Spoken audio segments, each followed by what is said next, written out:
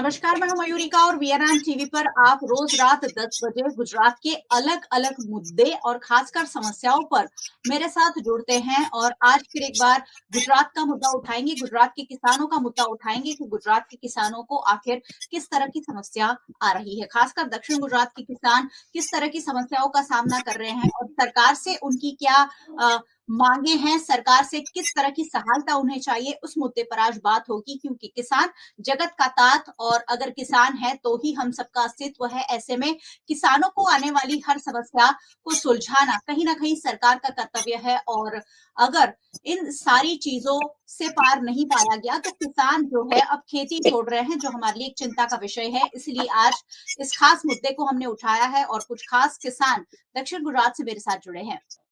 हमारे साथ सूरत से परिमल पटेल जुड़े हैं, जो किसान समाज के अध्यक्ष भी हैं। परिमल जी, बहुत बहुत स्वागत है चर्चा में आपका।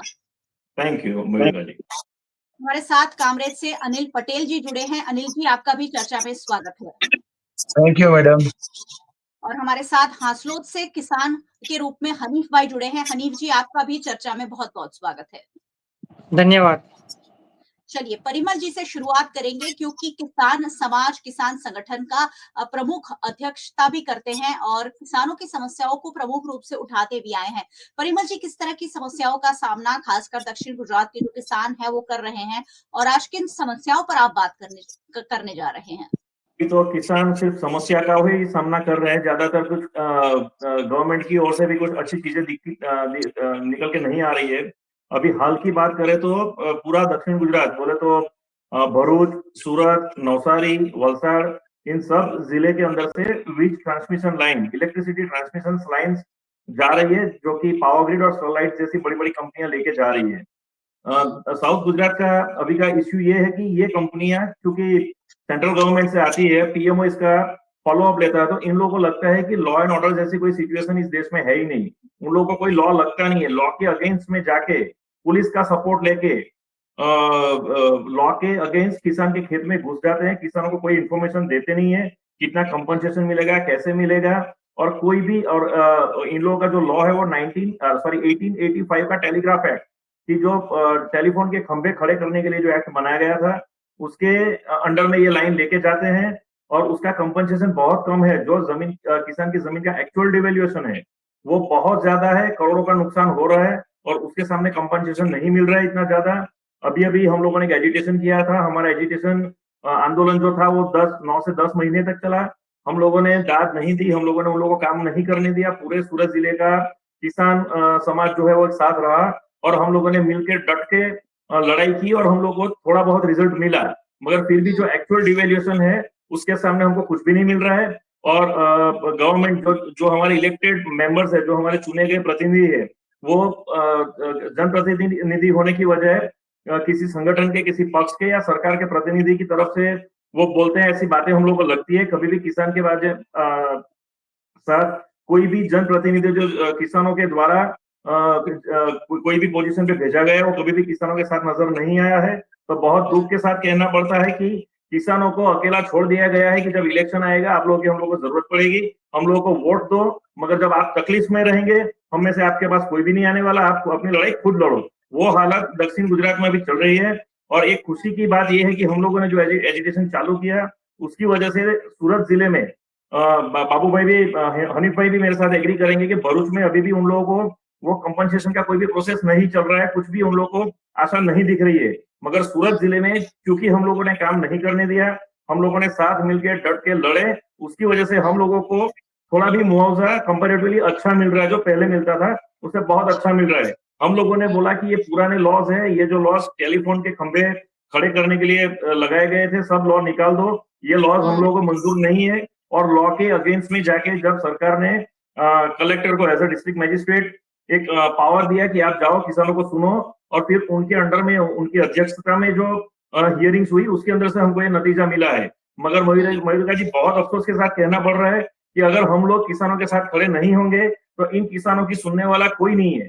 आज भी परिस्थिति जो जस की तस है। अगर आप भरूच में पूछो, नवसारी में पूछो, इवन अहमदाबाद में पूछो, कच्छ में जाओ, किधर भी जाओ, कोई इनके साथ खड़ा नहीं है और कोई भी आशास्पद चीजें हम लोगों को बाहर निकल के आती हुई नहीं दिख रही है। जी, बिल्कुल। दक्षिण गुजरात में काफ़ी खेती लायक ज़मीन है और काफ़ी लोग सीधे-सीधे यहाँ खेती से जुड़े हुए हैं। ऐसे में सरकार अगर उनकी बातें नहीं सुनेंगी तो इसका बड़ा खामियाज़ा पूरे राज्य को, पूरे देश को उठाना पड़ सकता है। अनिल जी भी हमारे साथ जुड़े हैं, सूरत के कामरेज से हमारे साथ इस चर्चा में शामिल हुए हैं। अनिल जी, किस तरह की समस्याओं का सामना कामरेज तालुका के गाँव जो हैं, जहाँ अलग-अलग किसान अलग-अलग रूप से खेती करते हैं, वो किस तरह की समस्याओं का सामना कर रहे हैं? मैडम, यहाँ पे आपके माध्यम से मैं जानना चाहता हूँ सरकार को कि अभी जो कलेक्टर साहब ने सभी गाँव का वैल्यूएशन फिक्स करके जो ऑर्डर दिया है, जिसमें हमारे कामरेज तालुके जो गाँव है, आस्था, डारूठा, सेगवा,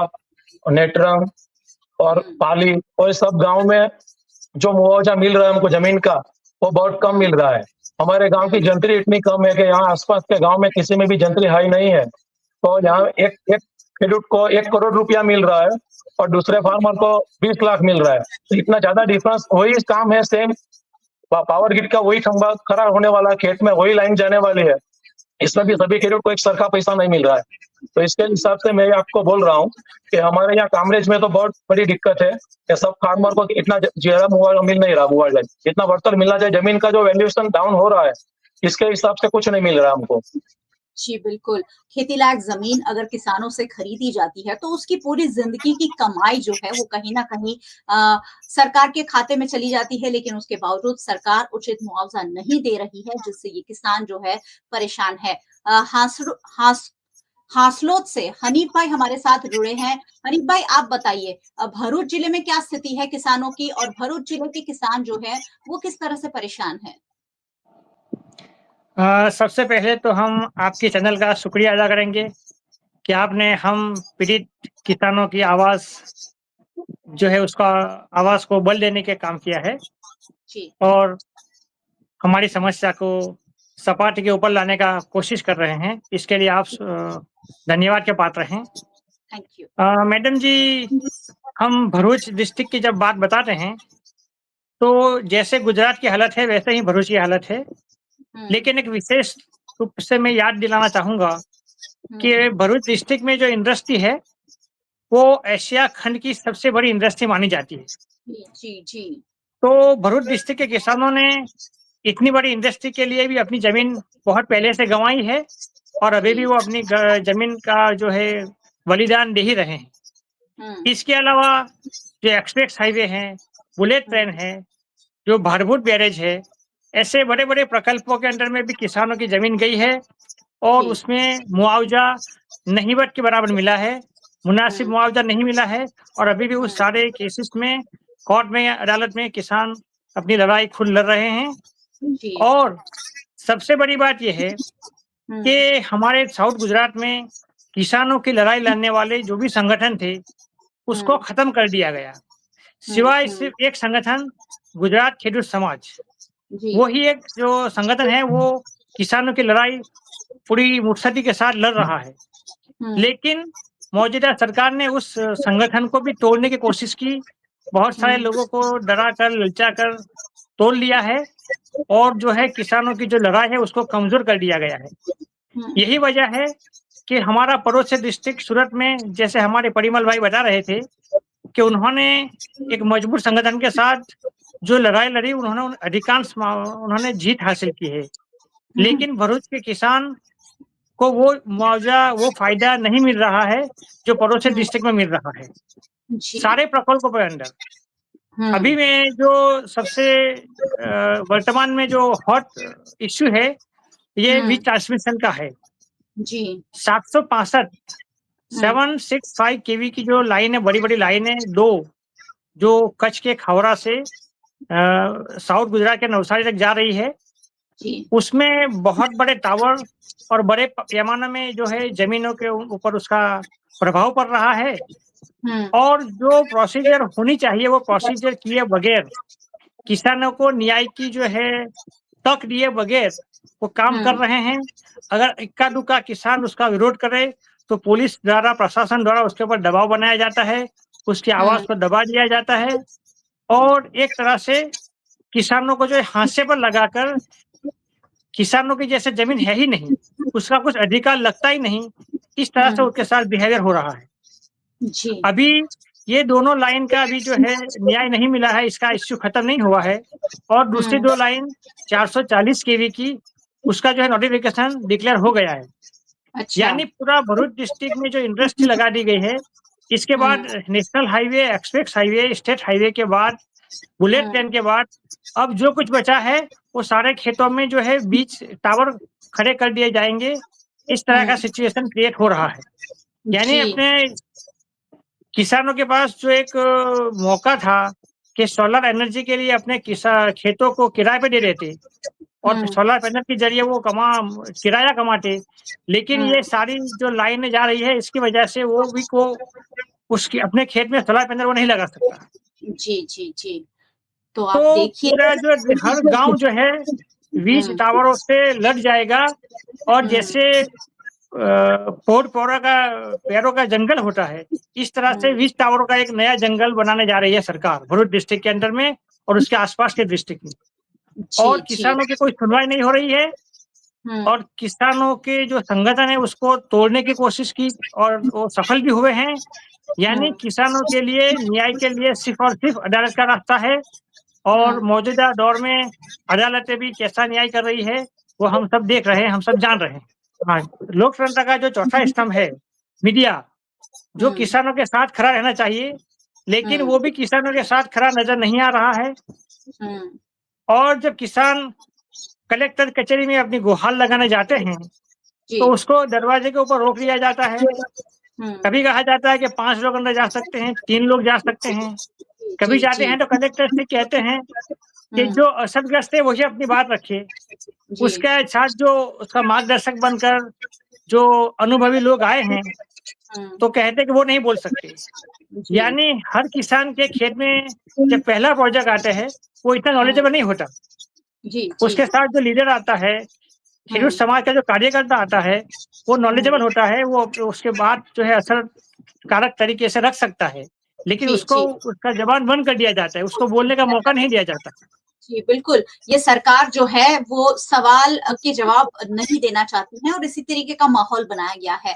मैं बड़ा ताज्जुब में पड़ जाती हूँ जब इतनी सारी समस्याएं गुजरात के हर वर्ग के लोगों को है। किसान परेशान है, जो नौकरी कर रहे हैं वो अलग परेशान है, जो बेरोजगार है वो अलग परेशान है, जिन्होंने शिक्षकों की पढ़ाई की है उनकी भर्ती नहीं हो रही है। उसके बावजूद भारतीय जनता पार्टी को भर भर झोली वोट कहाँ से मिल रहे हैं। ये रोज रात 10 बजे का हनी भाई मेरा शो है जिसमें हर शहर, हर जिले की इसी तरीके की समस्याओं और सरकार के खिलाफ जो परेशानी है वो सामने आ रही है। परिमल जी क्या कहेंगे, कैसे ये सरकार हर वर्ग की बात सुनना सही नहीं समझती है? किसानों को मुआवजा नहीं मिल रहा है, किसानों की खेती लायक जमीन जो है खत्म हो रही है, किसानों को जो पानी पहुंचाना चाहिए वो नहीं मिलता है, प्रदूषण इतना बढ़ गया है। हनी भाई ने जैसा कहा कि एशिया की सबसे बड़ी इंडस्ट्री वहां उनके पास है और इतनी बड़ी जीआईडीसी के बाद वायु प्रदूषण, जल प्रदूषण, ये सारी चीजों से तो किसान ऑलरेडी जूझ रहे हैं।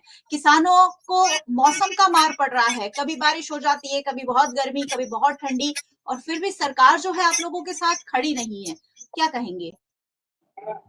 जहां तक सरकार की बात है, सरकार को मालूम है कि कुछ भी हो जाएगा, ये लोग वोट हम लोगों को ही देंगे। अगर आप लोकशाही को अच्छी तरह से समझें तो लोकशाही ऐसा मूल्य है कि हम अपना जनप्रतिनिधि नियुक्त करेंगे, हमारे वोट देके वो पार्लियामेंट में जाएगा, पार्लियामेंट में जाके फिर वो अपना जो मिनिस्टर है या फिर वो प्राइम मिनिस्टर हो उसके बाद में वो उसका इलेक्शन करेगा। मगर अधिकारी नहीं मिला। नहीं तो डेमोक्रेसी अभी कैसी हो गई है, पहले बॉटम टू टॉप थी, अभी टॉप टू बॉटम हो गई है। हम लोग पहले प्राइम मिनिस्टर को चुनते हैं, बाद में अपना प्रतिनिधि चुनते हैं, नियुक्त करते हैं हम लोग। तो ये लोकशाही अब भ्रष्ट हो रही है, लोकशाही की मैच्योरिटी अभी नहीं दिख रही है लोगों में, और लोगों को गुमराह किया जाता है अलग अलग मुद्दों को लाके। जैसे कि बेसिक मुद्दा है उससे हटा के कोई नया मुद्दा दे दो, जातिवाद का मुद्दा दे दो या कुछ भी दे दो। हमारे जो बेसिक प्रॉब्लम्स है, बेसिक जो नीड्स हैं, जैसे कि आपने बोला शिक्षकों की अगर बात करेंगे तो ओपीएस खत्म करके एनपीएस लेके आए, जो उसके अंदर पेंशन का पूरा प्रॉब्लम था। बहुत सारी जगह पे एजुकेशन चलते रहते हैं, मगर सरकार इतनी रिलैक्स इसलिए लग रही है कि उनको मालूम है कि ये लोग सब हमको ही वोट करेंगे, इनको कुछ भी करो ये सहन करते जाएंगे। तो मैं आपको एक चुटकुला सुनाता हूँ कि एक जो आदमी होता है वो ज्योतिष के पास जाता है। तो ज्योतिष को हाथ दिखा के बोलता है कि देखो मेरे हाथ में क्या लिखा है, कुछ पैसे वैसा बनेगा कि नहीं बनेगा। तो ज्योतिष हाथ देख के बोलता है कि नहीं, थोड़ा अभी ये पैसा आपके पास थोड़ा ज्यादा कम होगा। फिर बोलता है उसके बाद, तो बोलता है उसके बाद थोड़ा और आप गरीब हो गए। फिर बोलता है उसके बाद और गरीब हो गया। तो फिर वो पूछता है आदमी, और उसके बाद आप यूज्ड टू हो जाओगे। तो ये चीजें हमारे यहाँ चल रही है कि आप वो करते ही जा रहे हैं, हम सहन करते ही जा रहे हैं, और अभी हम यूज्ड टू हो जाएंगे कि नहीं गवर्नेंस ऐसा ही होता है। अभी आप विश्वास नहीं करोगे, ये पावर ग्रिड वाले जो, जैसे कि हनीफ भाई ने बताया 4 लाइन उन्होंने बताई, उसके अलावा 3 से 4 लाइन मुझे मालूम है, total 7 to 8 lines they are passing through south Gujarat.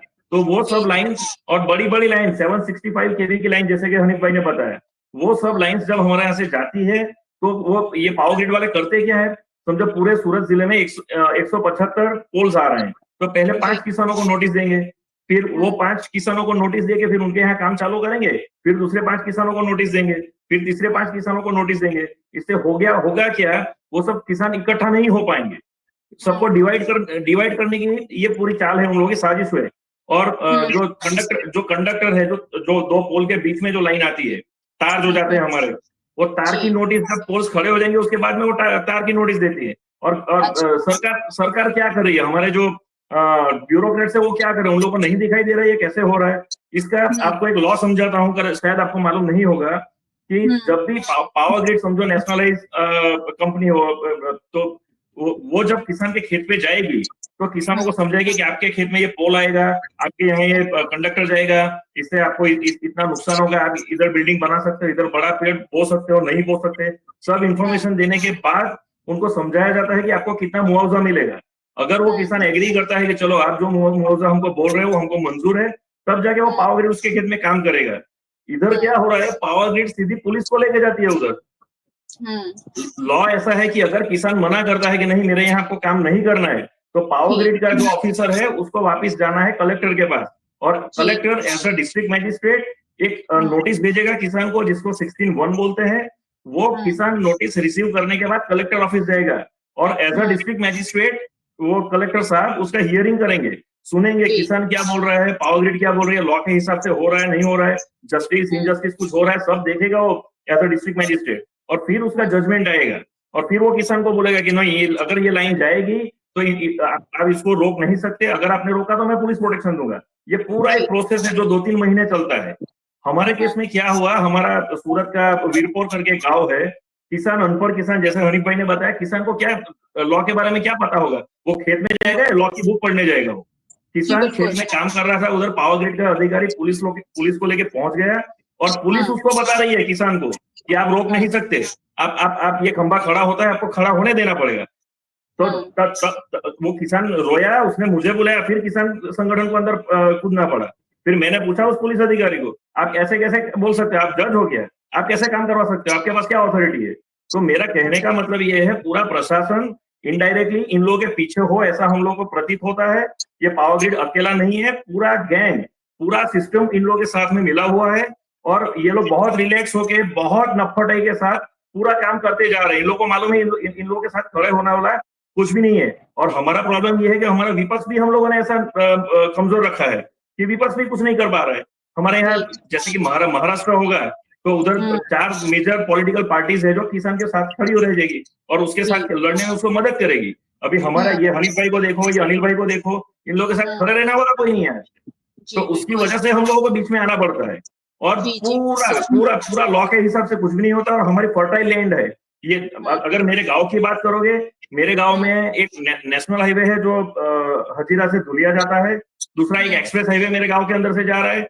उस एक्सप्रेस हाईवे का सूरत आने का एग्जिट मेरे गांव में है। ऑलरेडी मेरे गांव में पावर ग्रिड के 2 ट्रांसमिशन लाइन जा चुके हैं, और अभी डीएफसीसी जो फ्रेट कॉरिडोर है गुड्स ट्रेन का, वो भी मेरे गांव से जा रहा है।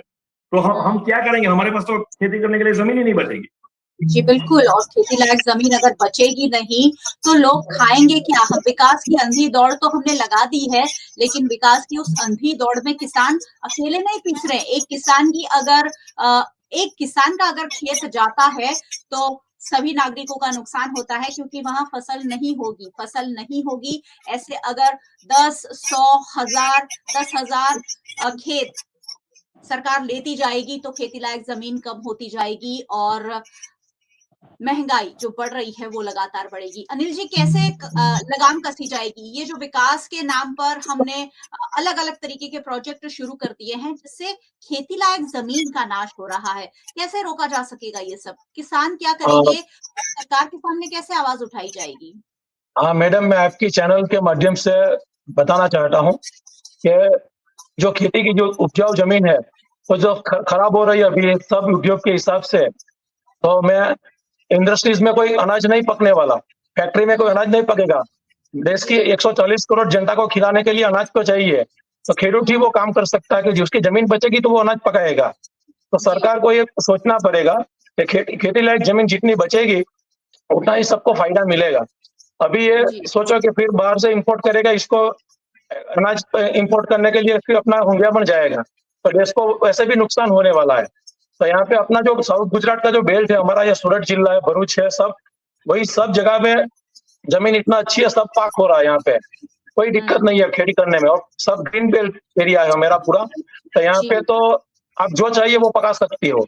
तो इसके हिसाब से सरकार को ये सोचना पड़ेगा कि ग्रीन बेल्ट में सब उद्योग और सब ये लाएंगे लाइन बाय, तो प्रोडक्शन का सब लॉस होगा। 765 केवी की जो बात की अभी हनीफ भाई ने, तो 765 केवी की लाइन में इतना ह्यूमिंग रहेगा मैडम कि इससे इसके जो फलनीकरण होएगा, जो साग भाजी बनाएंगे, सब कुछ बनाएंगे एग्रीकल्चर में, वो भी होने वाला नहीं है और प्रोडक्शन लॉस होगा। तो हमको तो हमारी जमीन का मुआवजा भी नहीं मिल रहा है, जमीन का वैल्यूएशन डाउन हो रहा है और फिर उससे प्रोडक्शन में भी लॉस होने वाला है। तो ये उससे तो बहुत बड़ा दिक्कत फार्मर को होने वाला है। लेकिन अभी ये हो रहा है कि फार्मर को सुनने वाला नहीं, फार्मर को। जी बिल्कुल, किसानों की कोई सुनवाई नहीं हो रही है और जब जगत का तात परेशान होगा तो कैसे हम खुशहाली की ओर आगे बढ़ेंगे। हम सपना देख रहे हैं कि भारत को हम विश्व की तीसरी सबसे बड़ी इकोनॉमी बना देंगे, लेकिन तीसरी सबसे बड़ी इकोनॉमी अगर बना भी देते हैं, खाएंगे क्या? पैसा तो कोई खाने नहीं वाला, खाना तो हमें अनाज ही है और अनाज उगाने वाले को ही हम परेशान कर रहे हैं, दिक्कतों पे डाल रहे हैं। तो ये आने वाला फ्यूचर बहुत ज्यादा खतरे में हम डाल रहे हैं। पर्यावरण को तो नुकसान है ही, हमारे बच्चों के लिए हम पैसा जरूर छोड़ के जा सकते हैं, लेकिन शायद अनाज छोड़कर नहीं जाएंगे, तो ये उनके साथ सबसे बड़ी नाइंसाफी होगी। हनीफ भाई क्या कहना चाहेंगे? सरकार को क्या करना चाहिए?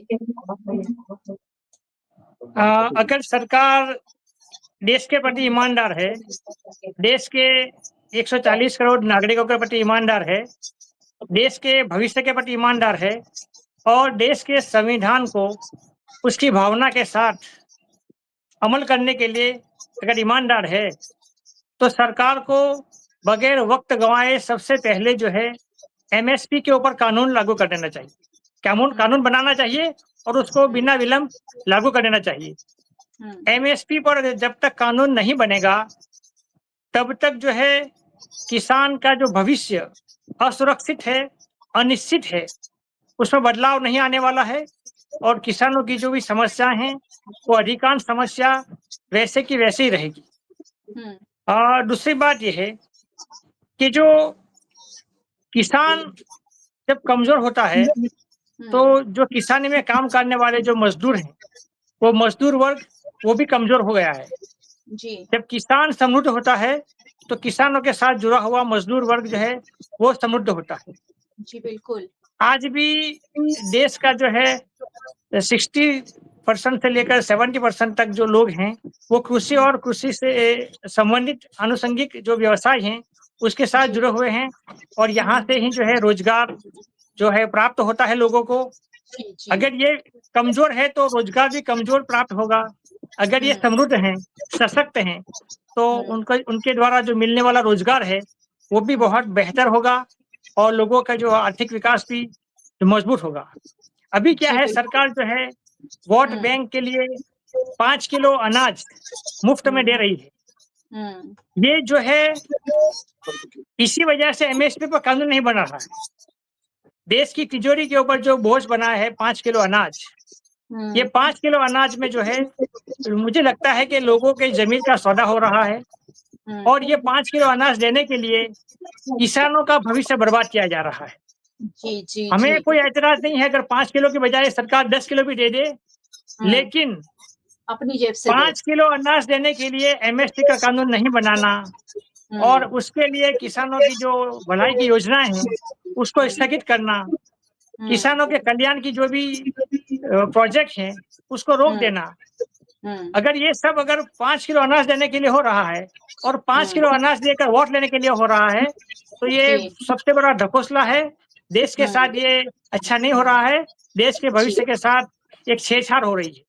जी, तो देश हम के चाहते हैं कि एमएसपी के ऊपर सबसे बड़ा मजबूत कानून बनाया जाए और जो किसान कानून 2013-14 में बने हैं, उसमें जो त्रुटियां रह गई है, जो किसानों के फेवर में होनी चाहिए थी, उसको फिर से दुरुस्त करना चाहिए, न कि उस कानून को कमजोर बनाया जाए। और जिस तरह से जो नया कानून जो 2014 में ही सरकार लाई थी और उसमें किसानों की सुनवाई का जो प्रावधान थी, 80% या 70% किसानों के जो सहमति के बिना प्रोजेक्ट आगे नहीं बढ़ सकता था। इस तरह की जो भी चीजें थी, वो सारी चीजें सामाजिक असरात उसके और जो है पर्यावरण के ऊपर जो उस प्रोजेक्ट के असर होने वाले हैं, वो सारे कानूनों को पंगु बना दिया गया है। वो सारे रूल्स को जो है पंगु बना दिया गया है, कमजोर बना दिया गया है और इस वजह से किसानों की सुनवाई नहीं हो रही है। इस वजह से देश का जो पर्यावरण है उसकी सुरक्षा नहीं हो रही है, उस पर खतरा आए दिन बढ़ता जा रहा है। और जो भी एनजीओ इसके खिलाफ बोल रहे हैं, इसके खिलाफ जो है जद्दोजहद कर रहे हैं, उसको चुप कर दिया गया है। जी, क्योंकि किसान जो है वो इतना नॉलेजेबल नहीं होता। जब तक किसानों के साथ ऐसे एनजीओ नहीं आते, तब तक किसान अपनी लड़ाई नहीं लड़ सकता। तो किसानों की लड़ाई लड़ने वाले एनजीओ का भी मुंह बंद कर दिया गया है, उसको भी कमजोर कर दिया गया है। तो एक तरह से इस देश में किसान को जो है हाशिए पर ढकेला जा गया है, ऐसा लग रहा है। जी बिल्कुल, किसानों को हाशिए पर धकेल दिया गया है और सरकार जो है वो 80 करोड़ लोगों को मुफ्त अनाज देकर वाहवाही लूट रही है, लेकिन वो अनाज जो है वो कहीं ना कहीं देशवासियों के हिस्से का है, उन्हीं के पैसों से दिया जा रहा है। सरकार वाहवाही लूटे, लेकिन किसानों को उसके लिए नुकसान हो रहा है। किसान, देश का किसान सालों से एमएसपी की मांग कर रहा है। एमएसपी क्यों तय नहीं हो पा रही है, ये कोई नहीं बता पा रहा है, क्योंकि कई चुनाव आए और इस मुद्दे पर चुनाव लड़े गए और जीते गए, लेकिन एमएसपी का कानून ठोस रूप से नहीं बन रहा है, जिससे किसान परेशान है। और इसीलिए ये 10 बजे वीएनएम टीवी के एक क्लास स्लॉट आवंटित किया है ऐसे लोगों के लिए जो सरकार तक अपनी बात पहुंचाना चाहते हैं और हम एक मीडियम बन रहे हैं। जो भी वर्ग के लोग परेशान हैं उनकी बातें सीधी सीधी सरकार तक पहुंचाई जाए। और आज हमने खासकर साउथ गुजरात के किसानों की दिक्कतों को सरकार तक पहुंचाने की कोशिश की है। आशा करते हैं कि सरकार इनकी बात सुनेगी, समझेगी और उसका उचित निवारण भी आएगा। बहुत बहुत शुक्रिया आप सभी का हमारे साथ जुड़ने के लिए। Thank you so much. शुक्रिया, थैंक यू, धन्यवाद। Thank you so much. और बहुत बहुत शुक्रिया आप सारे व्यूअर्स का हमारे साथ जुड़ने के लिए। वैसे व्यूअर्स को हमेशा जुड़ते ही रहना चाहिए, क्योंकि ये सारी वो बातें हैं जो आपके लिए जानना बेहद जरूरी है। वीएनएम टीवी को आप यूट्यूब चैनल पर देख रहे हैं और रोज रात 10 बजे ये कार्यक्रम आपको मेरे साथ देखते रहना है। चैनल पर अगर नए आए हैं, सब्सक्राइब कर जरूर जाइएगा, क्योंकि यहाँ ऐसे मुद्दों को हम चर्चा करेंगे जो हम सबके लिए जानना बेहद जरूरी है। आप हमें फेसबुक पर देख रहे हैं, शेयर जरूर कीजिए, क्योंकि फेसबुक पर हम बहुत सारी चीजों को शेयर कर देते हैं लेकिन काम की बातें रह जाती है। आप हमें ओटीटी प्लेटफॉर्म्स पर देख रहे हैं, डेली हंट, वोडाफोन टीवी, जियो टीवी और जियो टीवी फाइबर। 498 नंबर के चैनल पर वीएनएम टीवी को 24 घंटे लगातार देखा जा सकता है। देखते रहिए वीएनएम, जुड़े रहिए वीएनएम के साथ। नमस्कार।